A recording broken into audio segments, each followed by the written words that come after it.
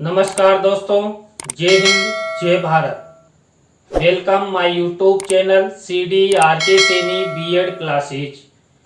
Today we will study knowledge and curriculum, ज्ञान एवं पाठ्यक्रम।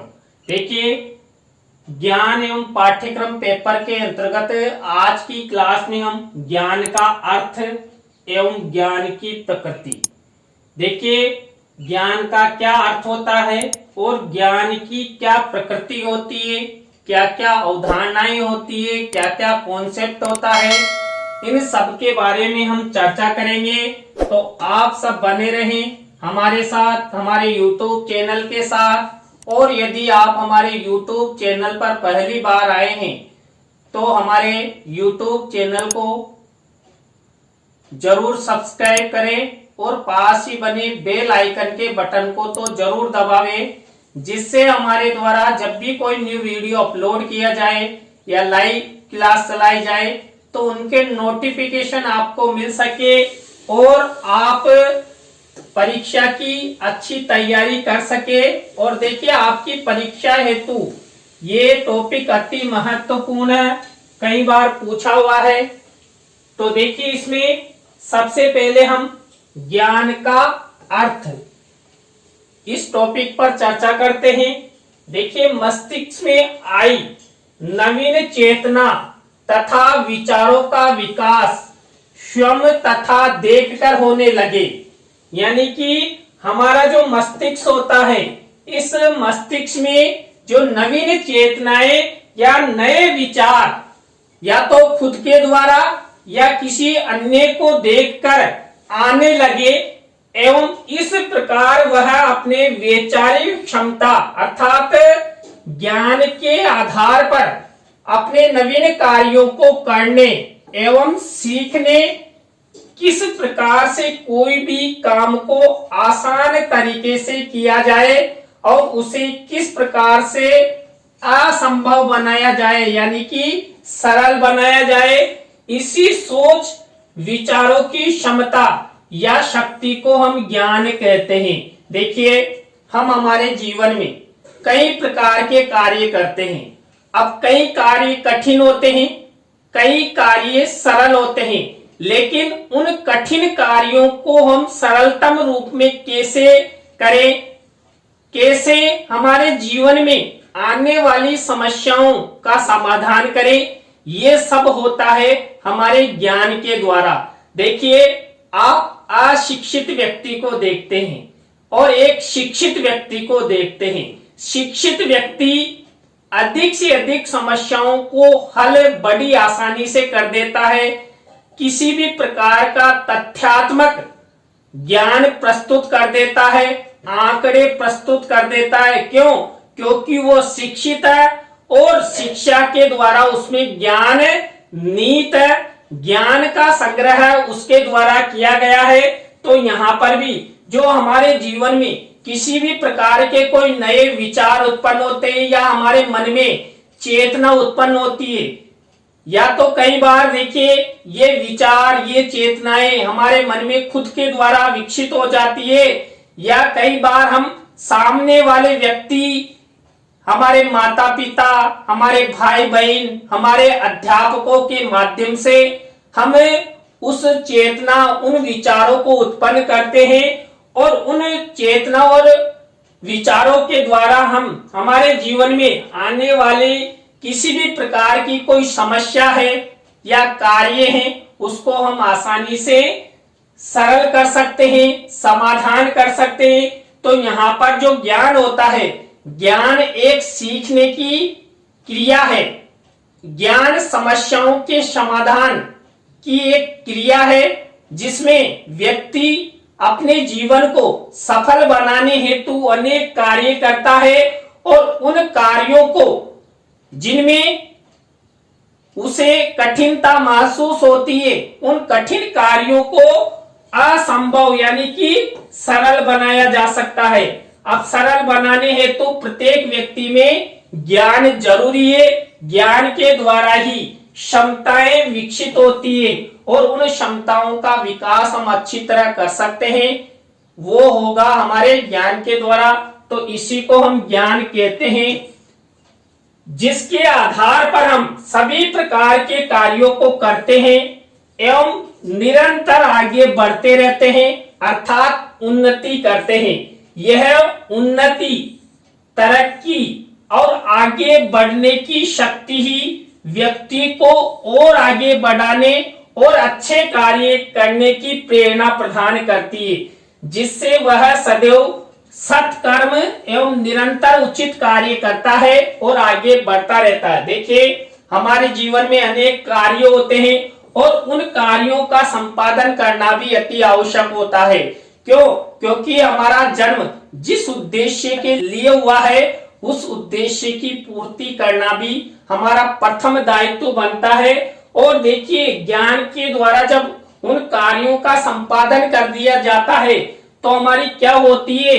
उन्नति होती है, हम आगे बढ़ते रहते हैं। ज्ञान हमेशा यदि हम ग्रहण करें, निरंतर ज्ञान ग्रहण करने से हमारे अनुभव बढ़ते हैं और अनुभवों के द्वारा हम सफलता की ऊंचाइयों की ओर जाते हैं। जीवन में हमारे सामने कोई भी कठिन कार्य नहीं हो सकता। क्यों? क्योंकि हमें ज्ञान है, हमें समझ है, उसके द्वारा हम किसी भी कठिन कार्य को सरल कार्यों में परिवर्तित करते हुए आगे बढ़ सकते हैं।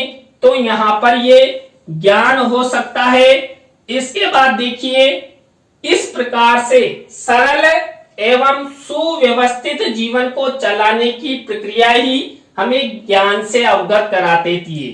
देखिए, हम हमारे जीवन में जो एक सुव्यवस्थित व्यवस्था के अनुसार हम अपना जीवन यापन करना चाहते हैं कि सबसे पहले हमारा जन्म हुआ, जन्म के बाद हमारे परिवार जनों द्वारा हमें पाला पोसा, फिर विद्यालय में भेजा, विद्यालय के माध्यम से हमने ज्ञान ग्रहण किया और विद्यालय में अध्ययन करते हुए हमने हमारे जीवन का उद्देश्य, हमारे जीवन का लक्ष्य बनाया, अपनी परिकल्पनाएं निर्मित की। अब उन उद्देश्यों और परिकल्पनाओं की सार्थकता हेतु हम अपने जीवन में लगातार आगे बढ़ते रहते हैं। तो कब बढ़ेंगे निरंतर आगे? जब हम लोगों में ज्ञान होगा, हम लोगों में ज्ञान के द्वारा किसी भी कठिन कार्य को सरल रूप प्रदान करने की क्षमता होगी और उस क्षमता के द्वारा हम अपने जीवन को सफल कर सकते हैं। किसी की निश्चित समय में किसी भी व्यक्ति या संपर्क में आने वाली कोई भी वस्तु जो कि जीवन को चलाने के लिए उपयोग में आती है, उसके प्रति जागरूकता तथा साझेदारी ही ज्ञान कहलाती है। देखिए, हम जीवन में कई प्रकार की वस्तुओं का उपयोग करते हैं। अब उन वस्तुओं का उपयोग भी हम किस प्रकार करें? देखिए, मान लीजिए मेरे पास ये पेन है। अब इस पेन का उपयोग मैं कैसे करूं? इसे मुझे कहां यूज करना चाहिए? मान लीजिए ये पेन एक कॉपी में लिखने के लिए है, ये पेनल पे लिखने के लिए है। अब मान लीजिए इस पेन का उपयोग मुझ में समझ नहीं है, मुझ में ज्ञान नहीं है, तो मैं मान लीजिए नीचे हाथ पे फालतू चलाने में इसका यूज करूंगा, धरती पर चलाने के लिए प्रयोग करूंगा, तो हाथ में या धरती पर चलाना इस पेन का कार्य व्यर्थ होगा। इसलिए इस पेन की उपयोगिता समझते हुए, इस वस्तु की उपयोगिता समझते हुए हमें इस पेन को हमारे लेखन कार्य है तो हमारी कॉपी या इस पेनल के लिए ये पेन बना है तो इस हेतु इसका सदुपयोग करना, और यही सदुपयोग करना यदि हम आ जाता है तो यही हमारा ज्ञान है। कुल मिलाकर किसी भी व्यक्ति में किसी भी कार्य, किसी भी वस्तु के सदुपयोग की कला आना ही ज्ञान कहलाती है। यहाँ पर भी यही कहा गया है। देखिए, इसी तरह ज्ञान हमारे जीवन में लगातार उत्तरोत्तर प्रगति करता है और उसे हम अनुभवों के द्वारा ग्रहण करते हैं। देखिए, अब हम अध्ययन करते हैं ज्ञान की प्रकृति। ज्ञान की प्रकृति को ज्ञान की विशेषताओं के माध्यम से समझा जा सकता है। ज्ञान की विशेषताओं को समझने हेतु ज्ञान के सिद्धांत भी पता होना चाहिए। ज्ञान के शाब्दिक अर्थ से भी ज्ञान की प्रकृति को स्पष्ट रूप से समझा जा सकता है। ज्ञान की विशेषताएं व प्रकृति इस प्रकार है। देखिए, आपकी परीक्षाओं में ज्ञान की प्रकृति आ जाए या ज्ञान की विशेषता आ जाए, आपको तो कंफ्यूजन नहीं होना है और प्रश्न को अच्छी तरह लिखना है। यहाँ पर जो ज्ञान की प्रकृति है वही ज्ञान की विशेषताएं हैं और यहाँ पर इन्हीं तथ्यों, इन्हीं बिंदुओं के आधार पर हम ज्ञान के महत्व को भी स्पष्ट कर सकते हैं। देखिए, पहली ज्ञान की प्रकृति या विशेषता है, ज्ञान में शक्ति है, ताकत है। देखिए, वास्तव में सही कहा गया है कि ज्ञान में शक्ति होती है, ज्ञान में ताकत होती है। देखिए, हम जो कार्य लड़ाई करके नहीं कर सकते वह कार्य हम ज्ञान के द्वारा अपने दिमाग से कर सकते हैं, अपनी समझ के द्वारा कर सकते हैं। ज्ञान की ताकत का उपयोग करके हम किसी भी कठिन कार्य को सरलतम रूप में परिवर्तित कर सकते हैं।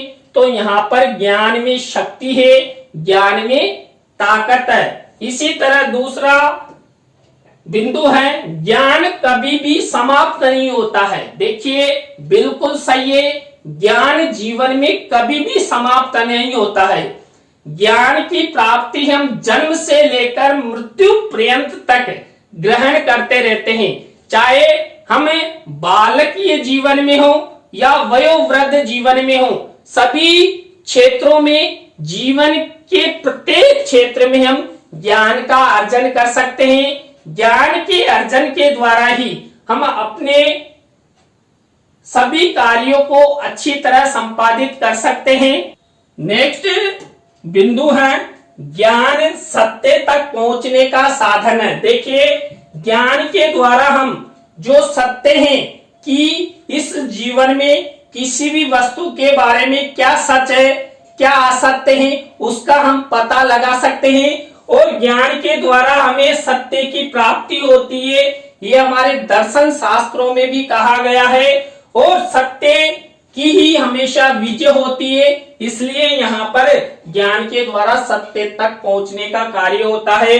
ज्ञान धन की तरह है, जितना एक मनुष्य को प्राप्त होता है वह उतना ही ज्यादा पाने की इच्छा करता है। बिल्कुल सही है। जीवन में यदि किसी व्यक्ति के पास धन है तो धन हाँ, लेकिन फिर भी उसकी लालसा पूरी नहीं होती है।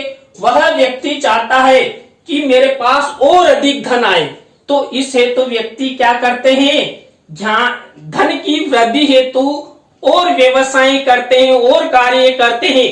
इसी तरह ज्ञान जिस व्यक्ति को प्राप्त है या ज्ञान का अनुभव जिस व्यक्तियों को हो गया, तो वह व्यक्ति यह चाहता है कि मुझे और अधिक ज्ञान की प्राप्ति हो। देखिए, तो हम प्राथमिक कक्षाओं का अध्ययन करते हैं। प्राथमिक कक्षाओं के अध्ययन का ज्ञान हमें मिलने के बाद हम क्या सोचते हैं, क्या हमें उच्च प्राथमिक कक्षाओं का भी अध्ययन करना चाहिए। उच्च प्राथमिक कक्षाओं के अध्ययन के बाद हम सोचते हैं हमें माध्यमिक, उच्च माध्यमिक, मान लीजिए हमने 12वीं कक्षा पास कर ली, क्या हमें तो जीवन में और ज्ञान ग्रहण करना चाहिए, हमें कॉलेज में जाना चाहिए। अब कॉलेज में जाने के बाद कि हमें बीएड भी करनी चाहिए। बीएड करने के बाद क्या हमें तो अध्यापक भी बनना चाहिए। अध्यापक बनने के बाद कई डिग्रियां भी लेनी चाहिए या मुझे नेट पीएचडी भी करनी चाहिए। तो ज्ञान अथाह है, ज्ञान धन की तरह है, जिसकी प्राप्ति हेतु हम लगातार आगे बढ़ते रहते हैं और जितना ज्ञान हम ग्रहण करेंगे उतना ही ज्ञान अधिक विकसित होगा, हमारे अनुभव अधिक विकसित होंगे।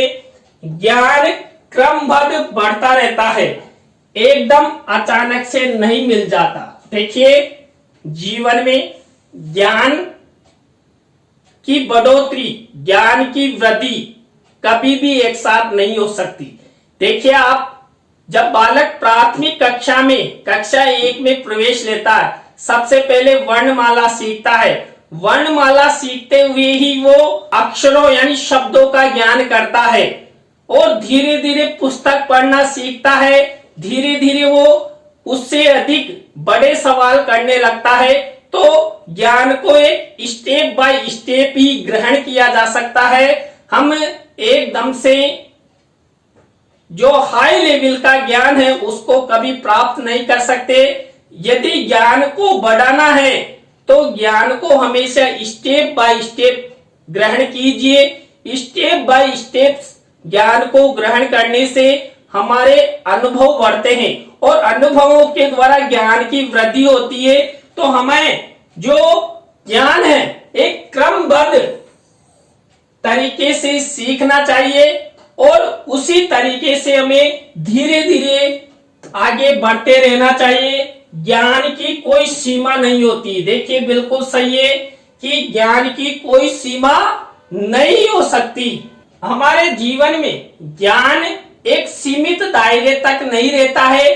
ज्ञान अथाह होता है, व्यापक होता है। एक ज्ञान की लिमिट नहीं होती।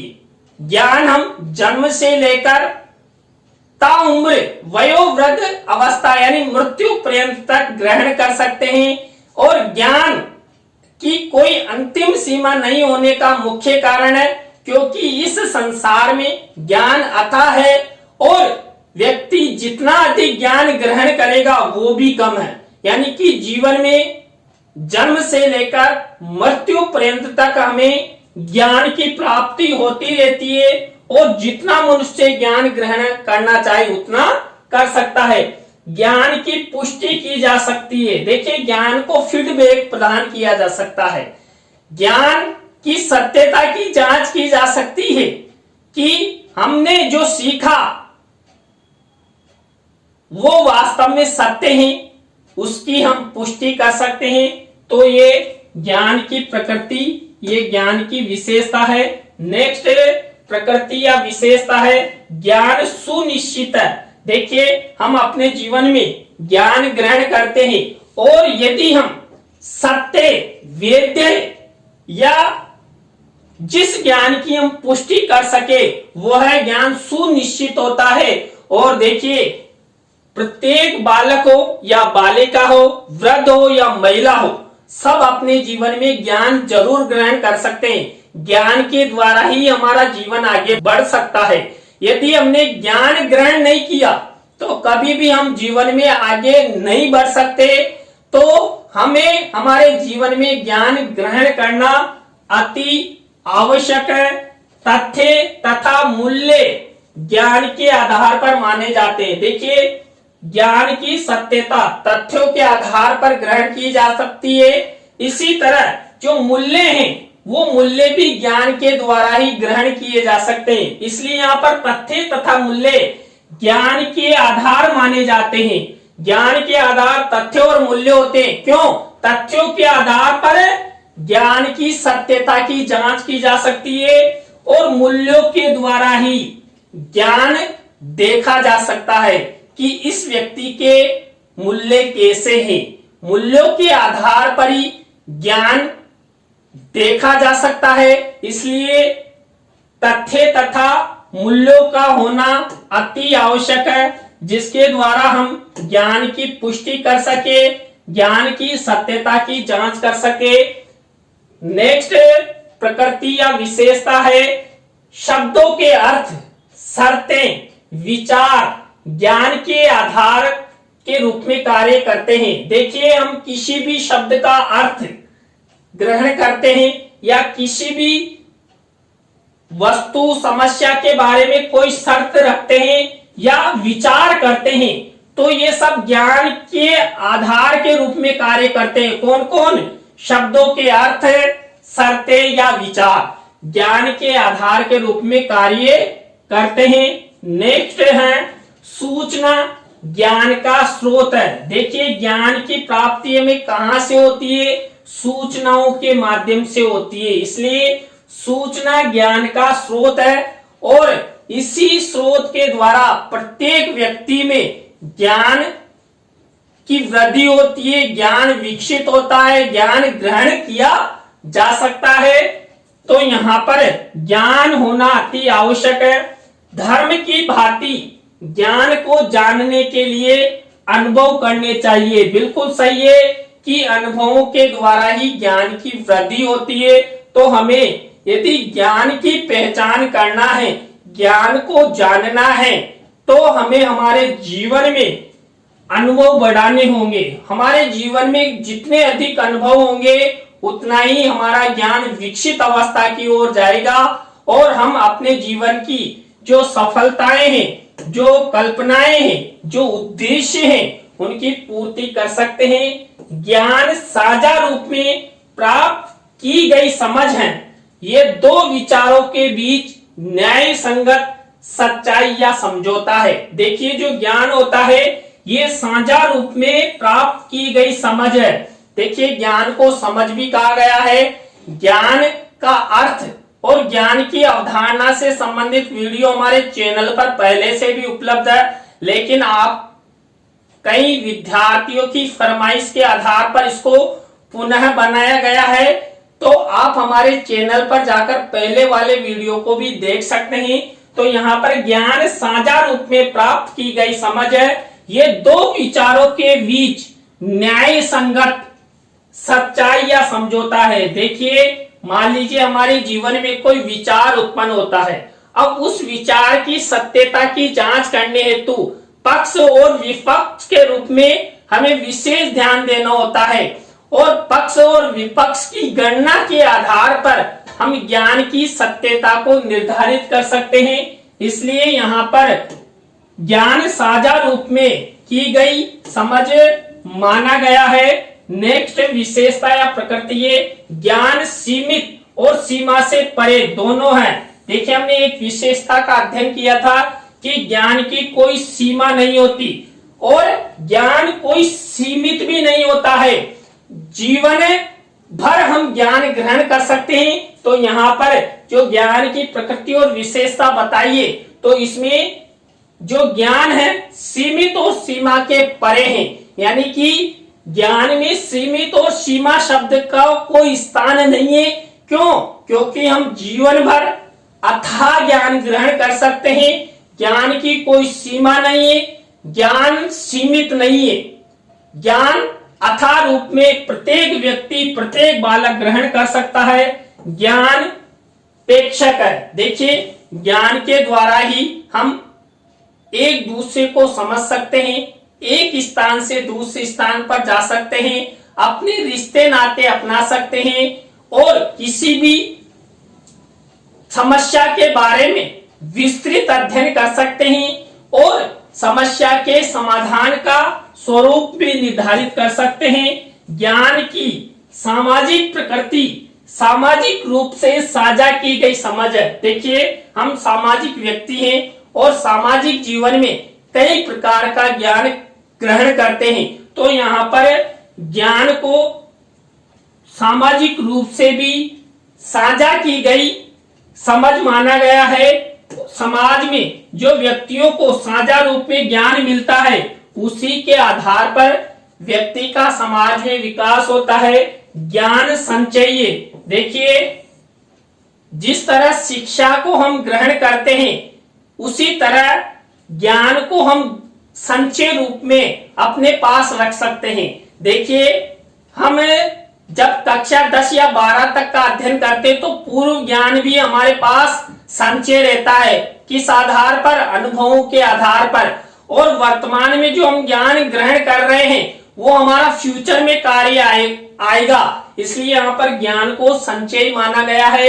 यानी कि हम ज्ञान को एक जगह अपने मन में, मस्तिष्क में इकट्ठा कर सकते हैं और आवश्यकता या समय आने पर उसका प्रस्तुतिकरण कर सकते हैं। ज्ञान प्रेम तथा मानव स्वतंत्रता के सिद्धांतों का आधार है। देखिए, ज्ञान के द्वारा प्रेम की उत्पत्ति होती है। ज्ञान के द्वारा प्रत्येक व्यक्ति को स्वतंत्रता प्रदान की जा सकती है। स्वतंत्रता के समझ के बारे में समझ विकसित हो सकती है और हम आगे बढ़ सकते हैं। हमारे जीवन में जो ज्ञान है उस ज्ञान को अधिक से अधिक हम ग्रहण कर सकते हैं। तो आज की क्लास में हमने ज्ञान का अर्थ, ज्ञान की प्रकृति या ज्ञान की विशेषताओं के बारे में अध्ययन किया। आपको वीडियो कैसा लगा कमेंट्स में हमें जरूर बताएं, और यदि अच्छा लगा हो तो लाइक करें, कमेंट्स करें और शेयर तो जरूर करें दोस्तों। तो नए टॉपिक के साथ हम आपसे फिर मिलेंगे CDRK Saini BEd classes YouTube channel पर। तो राम राम सा, जय हिंद, जय भारत।